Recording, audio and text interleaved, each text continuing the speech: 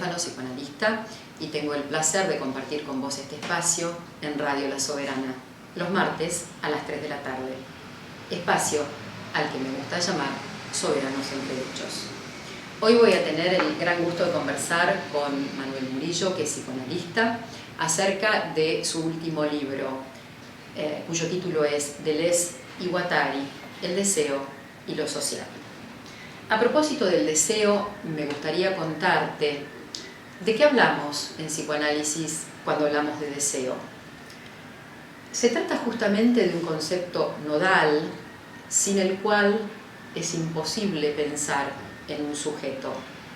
El deseo para el psicoanálisis es inconsciente y es absolutamente singular.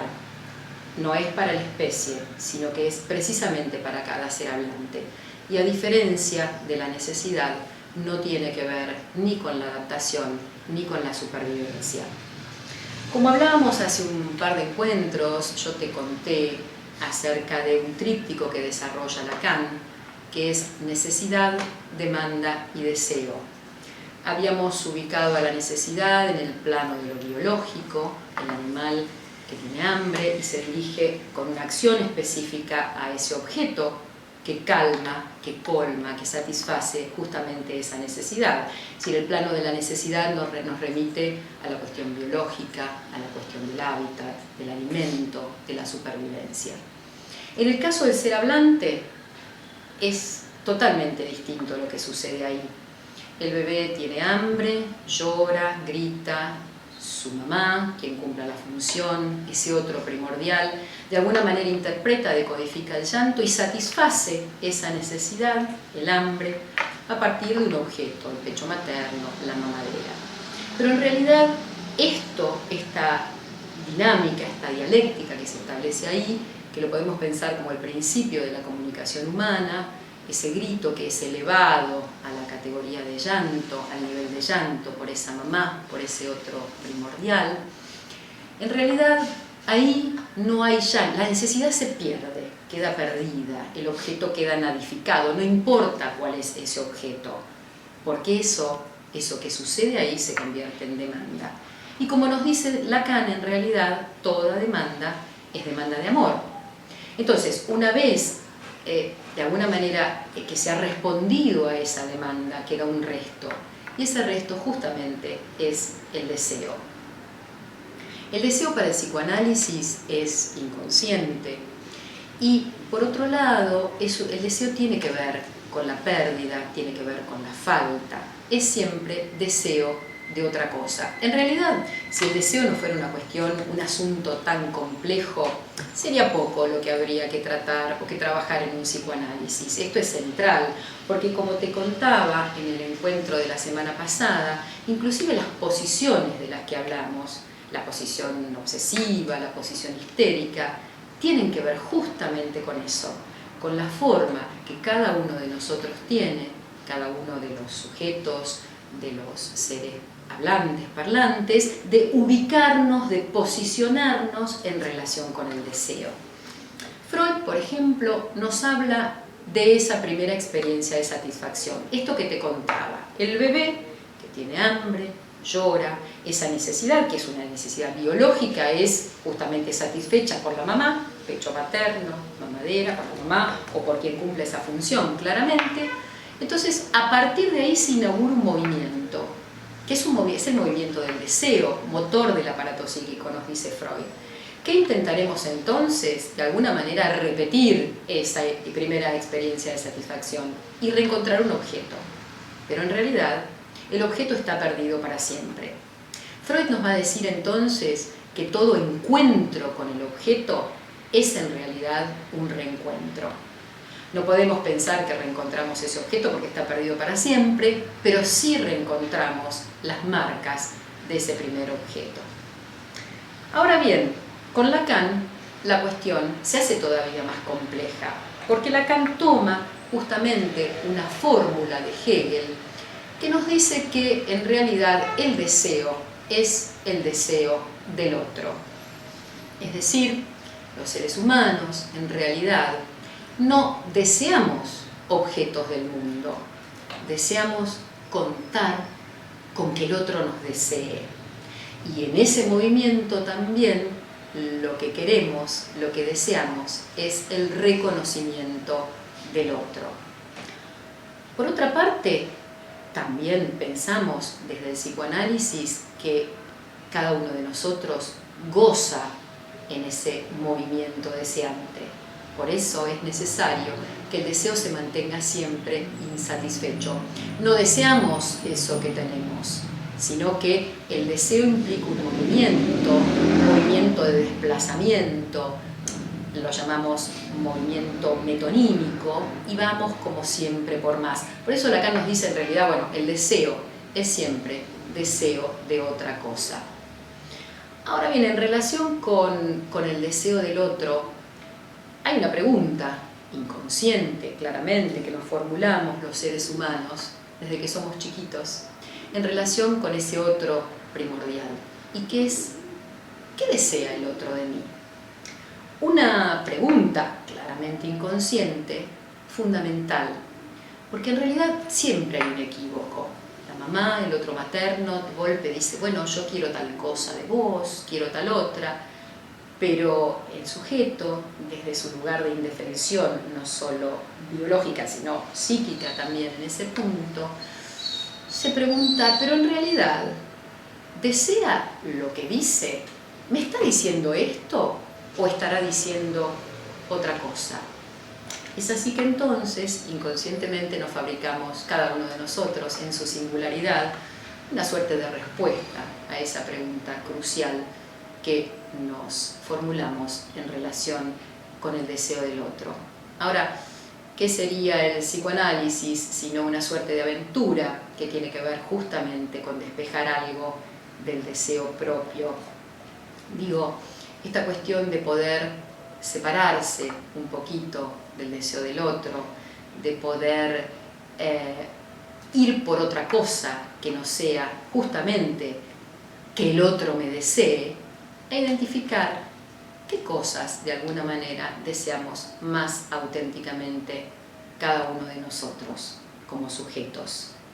Finalmente quiero decirte algo que postula Lacan y que a mí me parece fantástico, y que es que solamente podemos sentirnos culpables por no haber vivido acorde a nuestro deseo. Después de un corte musical voy a tener el gusto de hablar con Manuel acerca de su último libro. En un ratito, gracias. Bueno, tengo el gusto de conversar hoy, como te dije antes, con un psicoanalista que ha desarrollado una obra muy interesante, Manuel Murillo. Hola Manuel, ¿cómo estás? Un gusto. Un gusto, gracias por la invitación. Tenerte acá, la verdad, un placer. Manuel es psicoanalista, es docente e investigador de la Facultad de Psicología de la UBA. Manuel, contanos qué otros libros escribiste, porque te cuento que Manuel es muy modesto y no me pasó los nombres de sus otras obras. Me da un poco de pudor hablar tanto de mí. A ver, contanos. Bueno, por ahí vale la pena porque se articula con el desarrollo que lleva por ahí este libro, ¿no es cierto? Primero hice 2 trabajos que para mí fueron muy gratos en el marco de la Facultad de Psicología en la Universidad de Buenos Aires, 2 investigaciones de maestría y de doctorado, sí, diría sobre la obra de Lacan principalmente, y de buena parte de la obra de Freud y desarrollos post-freudianos, una sobre lo que son en Lacan los 3 registros, lo real, lo simbólico y lo imaginario, y otra sobre el concepto de acto analítico. Ajá. Esas son para mí las obras que más las obras, digamos, entre comillas, o los trabajos que me han gustado hacer. Sí. Después me gustaría nombrar un trabajo colectivo que también un poco nace con colegas de la facultad, sí, y de hospitales, sobre todo del centro Amelino, donde yo hice mi concurrencia, que es la revista Huellas, Psicoanálisis y Territorio, que dentro de poquito va a salir el número 3. Qué bueno. Sale en general para noviembre y diciembre de cada año, así que me parece también un trabajo lindo de compartir y de nombrar. Fantástico, muy interesante, y seguramente va a interesar mucho a la gente que nos está escuchando, ¿no? Sobre todo si hay psicoanalistas por ahí del otro lado, seguramente va a interesar un montón. Me gustaría que conversáramos acerca de este libro tan interesante que escribiste, Deleuze y Guattari, El deseo y lo social. ¿Por qué no nos contás primero un poquito quiénes son estos 2 personajes? Bien, son 2 personajes franceses. Sí. Deleuze era filósofo, y Guattari era, en primer lugar, psicoanalista y un militante político. Sí. Y como psicoanalista tenía una relación muy cercana a Lacan y a la escuela de Lacan. Sí. Era un discípulo cercano de Lacan, era paciente de Lacan, analizante de Lacan. Y se conocieron con Deleuze y juntos fueron desarrollando un trabajo que articulaba esta doble pertenencia, ¿no? Sí. La filosofía, por un lado, y el psicoanálisis y la militancia política por otro. Y bueno, fueron dando lugar a un trabajo en una relación bastante crítica con el psicoanálisis. Sí.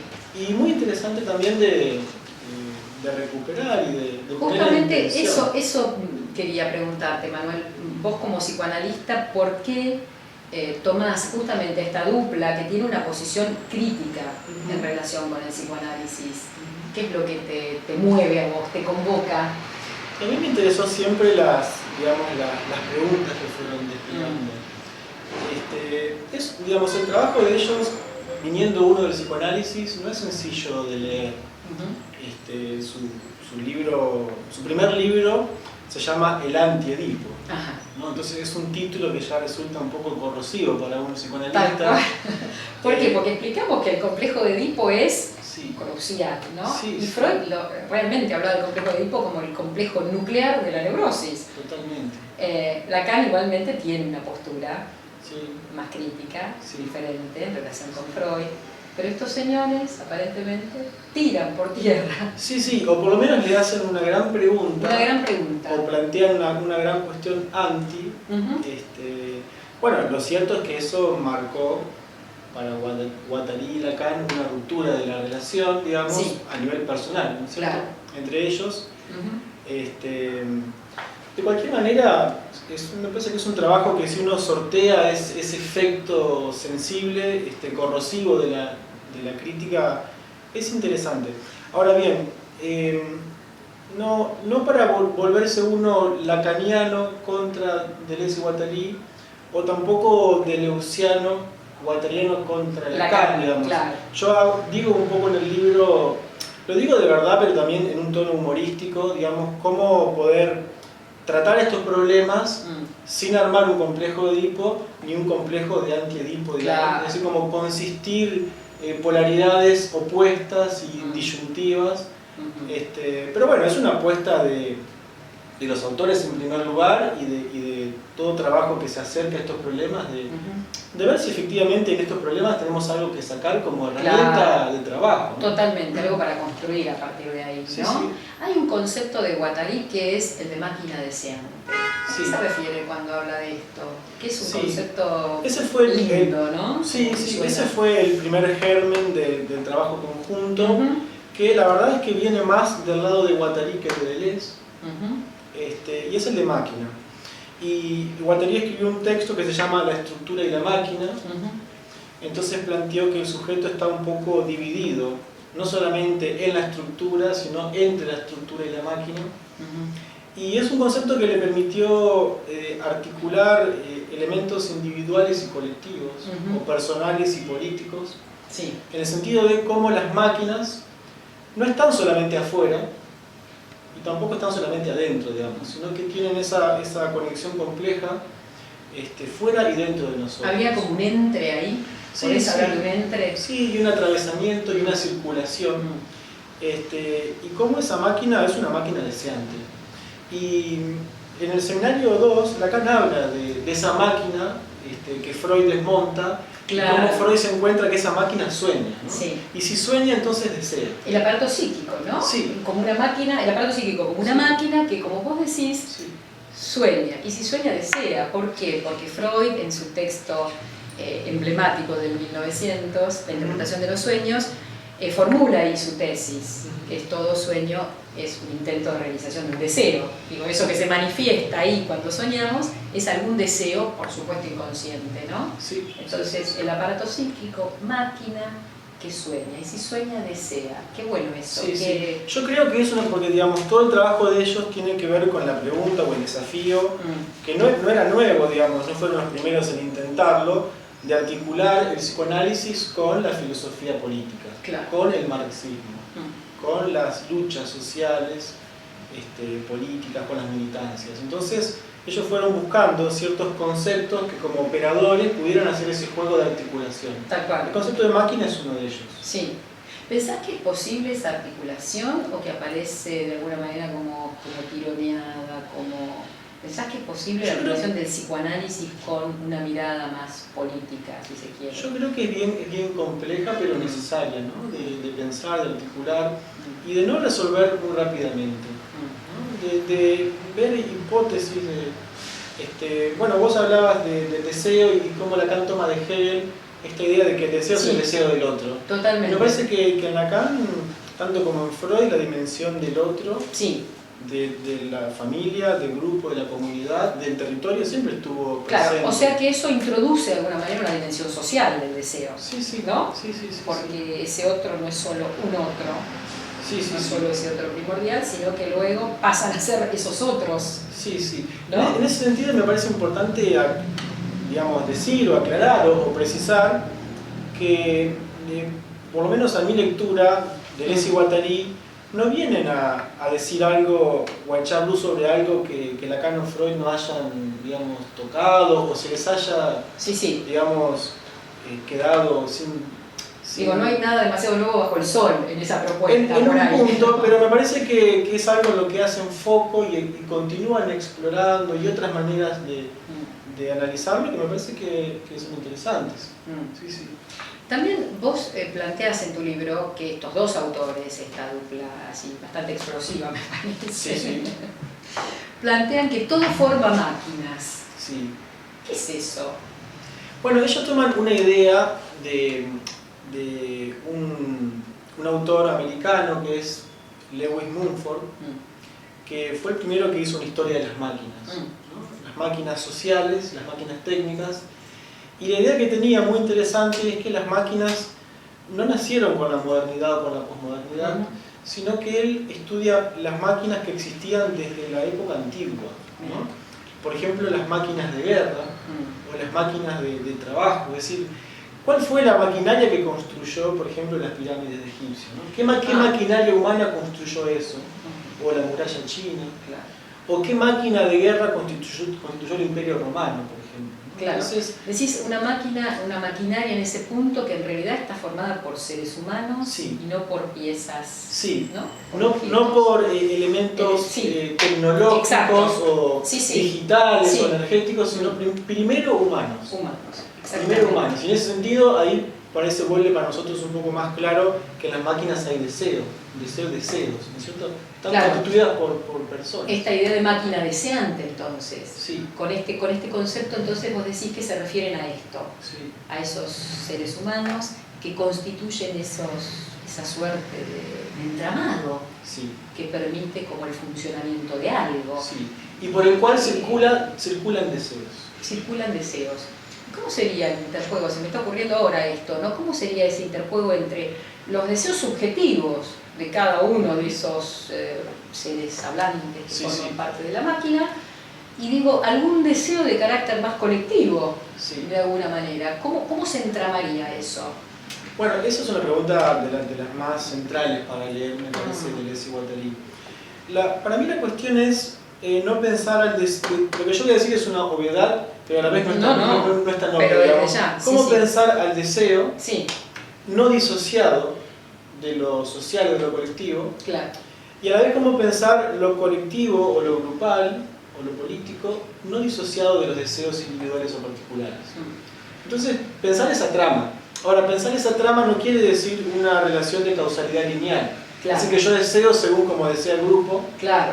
O que el grupo desea según cómo un deseo se puede imponer o contagiar, sino que tramas complejas configuran esas relaciones o individuales y colectivas, o que no son ni individuales ni colectivas, sino que son un entramado, una circulación de conexiones que arman más. Sí, digamos. Otra vez me parece que cabría quizás la cuestión cuestión del entre, ¿no? Eso que se da Sí. entre, y Sí, que sí. lo hablamos tanto en nosotros, los psicoanalistas, en términos de eso que se da entre analista y analizante, ¿no? Sí. Eso que circula en un entre, el Sí, sí. inconsciente como un entre. Totalmente. Digo, no hay ni el inconsciente del analizante ni el del analista, sino que es lo que se da entre. Totalmente. ambos, Y ¿no? cuando Lacan define al ser hablante, lo define en ese entre, digamos. No Claro. dice, yo soy un ser hablante, vos sos un ser hablante y hablamos. No. El ser hablante es el que se produce en el entre Claro. de nosotros, que quedamos en ese punto un poco como despersonalizados Sí. o desustantivizados, como Sí. yo y vos, digamos. Claro, sí. Sino que hay un entre y ahí está el sujeto hablante y el ser Ahí hablante. está, bueno, de alguna manera esa fue la inspiración para el nombre de este programa, Sí, Soberanos totalmente. Entredichos, ¿no? Sí. Que bueno, ese entredicho es un concepto, un término tan lacaniano, Sí.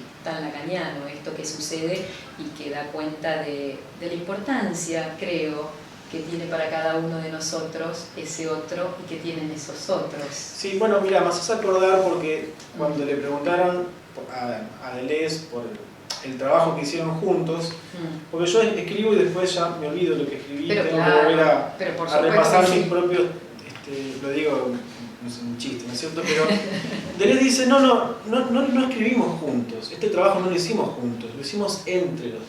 Ah, maravilloso, Así mira. que hay algo que entre nosotros ocurrió, no es que Claro, lo hicimos juntos, totalmente. es que entre nosotros había algo que estaba ocurriendo. Fantástica me parece la diferencia entre esas dos cuestiones, Sí, ¿no? sí. Porque pareceríamos estar diciendo lo mismo y estamos diciendo dos cosas muy distintas, Sí. muy distintas. ¿Cómo podés, para la gente que nos está escuchando, que después nos va a ver, cómo podés ampliar un poquito más esto? La diferencia entre no lo hicimos juntos, sino que lo hicimos, algo sucedió entre nosotros. Y me parece que si pensamos la dimensión de hacer algo juntos, se vuelve como más... Una sumatoria de individualidades. Sí, quizás. una sumatoria de individualidades vistas como sustancias, ¿no? Como sustantificadas, individuadas. Entonces está uno, está el otro, Claro. un poco en su propia burbuja y cápsula. Exacto. Y me parece que la idea del entre supone la apertura, digamos, no porque cada uno de nosotros no sea alguien. Por supuesto. Y enhorabuena que podamos... Desde ya. Pero Quizás porque que- se abre a lo que puede ocurrir Claro. en ese entre y como apertura al otro. ¿Y no te parece, Manuel, que vos decís justamente, bueno, no es que nos perdemos como sujetos, ¿no te parece que es justamente lo contrario, en Sí. tanto más seguros estamos de lo que cada uno de nosotros es como sujeto, podemos transitar por esos lugares y podemos dar lugar a ese entre? Totalmente. Me parece, Y ¿no? vos sabés que de esa manera arrancan su tercer libro conjunto, Deleuze y Guattari, que se llama 1000 mesetas. Ellos arrancan diciendo que, bueno, que ellos decidieron firmar el libro como Deleuze y como Guattari como por costumbre, Claro. pero que en realidad un poco no se trata de sus nombres, y terminan diciendo que cuando uno más logra despersonalizarse, más adquiere su propio nombre, su nombre propio y su Claro. firma. Al contrario de lo que sería, digamos, darle como consistencia Totalmente. a la propia persona, que es lo que llama el yo en psicoanálisis, ¿no es cierto? Claro. Justamente lo pensaba en esos términos, ¿no? Si uno se propone, y especialmente a partir de un psicoanálisis, que sería como la vía más por ahí, más interesante para eso, trabajar con su propio narcisismo, Sí. esto es como lo que nos abre, ¿no? Este camino, me parece, Sí. que sería un camino muy esperable, incluso para el funcionamiento de lo colectivo, ¿no? Sí. Digo, no estar como Sí. tratando de poner ahí la impronta solamente de uno, sino a partir de haber trabajado con uno poder Sí.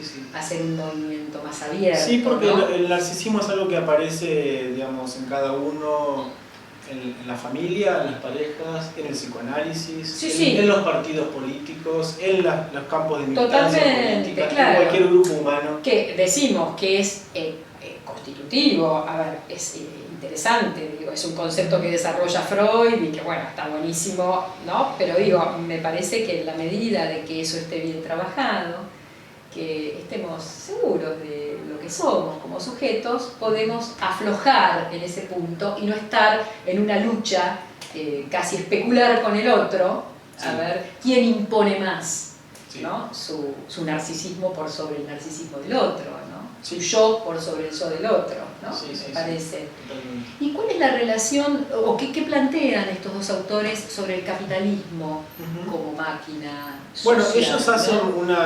una revisión, una lectura interesante de muchos autores marxistas y postmarxistas, y plantean, a mí me parece una lectura muy interesante del capitalismo como una máquina particular, ¿no es cierto? Que tiene dos características. La primera es descodificar el deseo, ¿no? Como abrir la posibilidad o el juego de que el deseo pueda andar como sin códigos, ¿no? Me refiero, por ejemplo, a cómo ahora y en otras épocas un montón de instituciones codificaban el deseo, por ejemplo la familia, por ejemplo la iglesia, por ejemplo el Estado. Entonces supondría la idea de liberarlo, ¿no es cierto? Entonces que el deseo tenga menos códigos. Claro, te iba a decir, te referís a los códigos morales. A los códigos morales, sí. Claro, sí. Digo, a la moral como un conjunto de pautas, de normas impuestas desde afuera. Por eso el capitalismo tiene esta situación como del libre juego, ¿no es cierto? De la apertura, de dejar hacer y de dejar pasar, y de que cada uno pueda hacer y expresarse. Entonces dicen ellos, por un lado el capitalismo hace esto, pero por otro, esos deseos que descodifican, los axiomatizan, ¿no? Entendiendo por ellos algo casi peor que los viejos códigos, digamos. O sea que no dejaría de ser un discurso amo. Otra forma, Sí, otra discurso forma, amo, por ahí disfrazada como con otro ropaje. Sí. Entonces eso es lo que ellos han leído, y no solamente ellos, muchos filósofos y también contemporáneos han leído como la situación, digamos, particular del capitalismo, de que un poco nos plantea la idea de que somos libres y cada vez más libres, pero en realidad lo que estamos haciendo es luchar por nuestra propia esclavitud, ¿no es cierto? Claro. Entonces ahí hay todo un análisis de lo que se llama desde el siglo XVI servidumbre voluntaria, ¿no es cierto? Es decir, cómo el hombre por momentos lucha por su libertad, ¿sí? Y lo vemos en América Latina y lo vemos ahora en América Latina, pero por momentos también lucha por su propia servidumbre, como si se tratara de su libertad.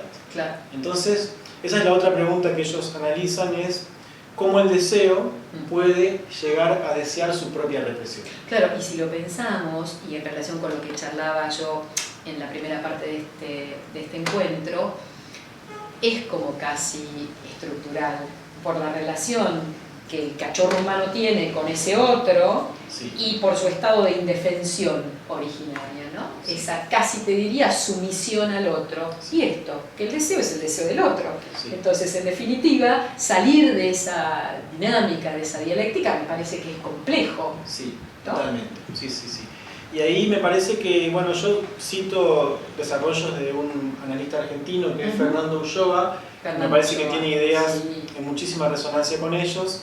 Y Ulloa marca como una especie de dos posiciones.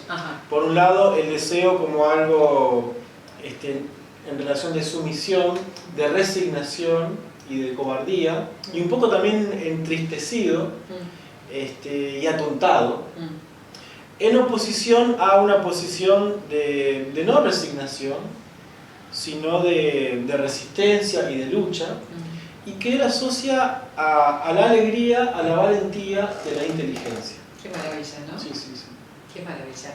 Y hay un concepto muy interesante de Deleuze que me gustaría que explicaras antes de terminar el encuentro, y que es el de rizoma. Bueno, déjame decirte antes, todo lo que quieras, vos dijiste de Deleuze, y algo que yo trabajé mucho en el libro, es que una idea que la plantea François Dos, que es un biógrafo de ellos, y es que existió en Francia y en América Latina un proceso de desguattarización de Deleuze. Mira, qué bueno. Esto quiere decir que nos comportamos como que si la obra fuera de Deleuze, y en realidad, o el importante fuera Deleuze. Claro, y es el que tiene más prensa. El que tiene más prensa, sin duda. Probablemente sea el que de los dos escriba mejor. Bueno. Y además tiene unas competencias de filosofar muy importantes. Claro. Pero hablando de narcisismo por ahí. Bueno, pero paradojalmente la semilla de la relación conjunta parte más de Guattari. Mira. Y yo creo que esto ocurrió porque Guattari es el que era psicoanalista y es el que era militante. Claro, de hecho Deleuze no era psicoanalista, ¿no? Ni militante tampoco. Ni militante. Es decir, en el sentido de estar en la calle, de estar en grupos de militancia, de participar. Es decir, no que no militara Deleuze, no, pero Guattari es lo que hizo toda su vida, y en las calles. Entonces Deleuze pasó la mayor parte de su vida en las aulas universitarias y Guattari en las calles o en el consultorio, o en el hospital donde trabajaba.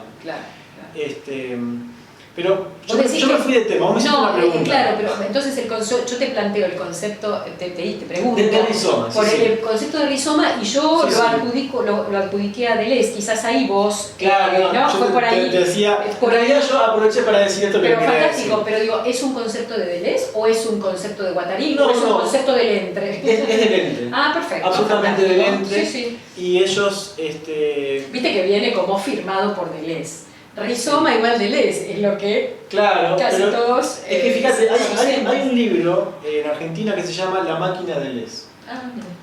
Pero en realidad el concepto de máquina viene de Guattari. O otro libro que se llama, que este ya es como casi... Es un buen libro, pero el título es casi cómico. Se llama Deleuze y el antiedipo. Pero el antiedipo es un libro escrito por Deleuze y Guattari. Entonces, decir Deleuze y el antiedipo es casi como, bueno, borrar directamente a Guattari y queda. ¿Vos atribuís algo esto te lo pregunto como entre paréntesis, si me permiten, la persona que me están escuchando, pero ¿pensás que hay algo de la actitud de Deleuze que ha llevado a esto? ¿O yo que creo, es externo a...? hablo viniendo desde el psicoanálisis. Creo que para nosotros como psicoanalistas es más fácil digerir a Deleuze que a Guattari. Porque Guattari era un militante que estaba en la calle. Claro. Entonces tiene ese componente que plantea preguntas desde otro lado, me parece, que son interesantes. Que son interesantísimas, diría yo. Y Deleuze tiene ese juego con la filosofía que es más permeable al juego que hacemos nosotros con la filosofía. Sí, totalmente, pero me parece que esto que planteas de Guattari es fantástico, porque en realidad lo que nosotros vemos en la clínica es eso. Son seres humanos, son personas, es eso.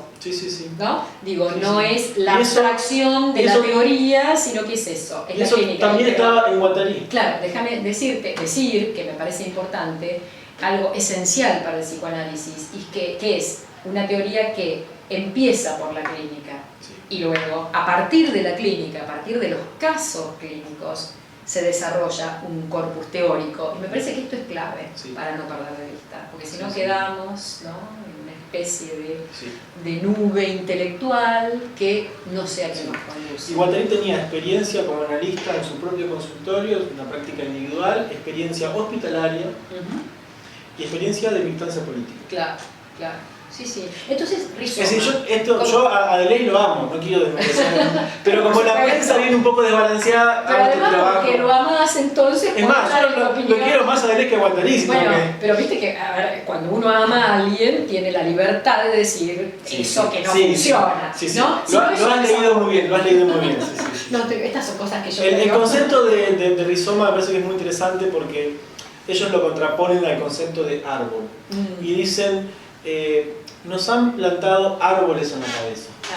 Vivimos y pensamos en una manera jerarquizada y arborificada, y esto es lo que está aplastando o aplasta el deseo. Entonces, la lógica del rizoma, que es una suerte de formación, digamos, es una metáfora de la botánica. Los rizomas son formas de desarrollarse de las raíces y las ramificaciones.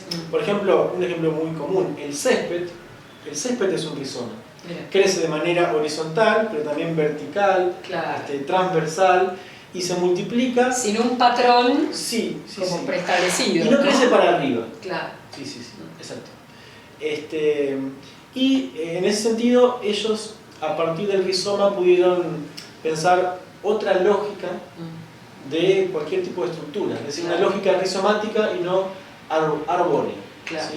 Y esa es la lógica que ellos encontraron para pensar las multiplicidades, la idea de multiplicidad, de que lo uno es múltiple y que lo múltiple puede unificarse, pero aun cuando lo múltiple se unifique, las multiplicidades siguen estando.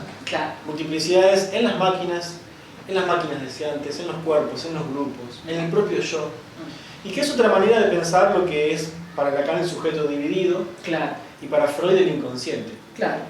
O sea que no correríamos riesgo si nos aventuramos a trabajar en el entre y a formar con otros un entramado. De todas maneras, no vamos a perder nuestra individualidad y nuestra subjetividad. No. Podemos aventurarnos a eso. No, sí. Y creo que vamos a construir mucho más Sí, en ese lugar. ¿Te parece? Seguro que sí. Manuel, un placer. Me encantó la charla con vos. Bueno, me parece que nos gracias. aportaste un montón y que además se abre ahí una puerta muy interesante, ¿no? Para la lectura no solamente de tu libro, sino de esta dupla bastante provocativa, diría yo. Sí. ¿Por qué no? Sí, Gracias, sí. Manuel. A vos. Un gusto. Nos encontramos el martes que viene, como todos los martes, a las 3 de la tarde, en Radio La Soberana, en este espacio al que me gusta llamar Soberanos Entredichos. Y no te olvides, si vos no estás ahí, este espacio no es.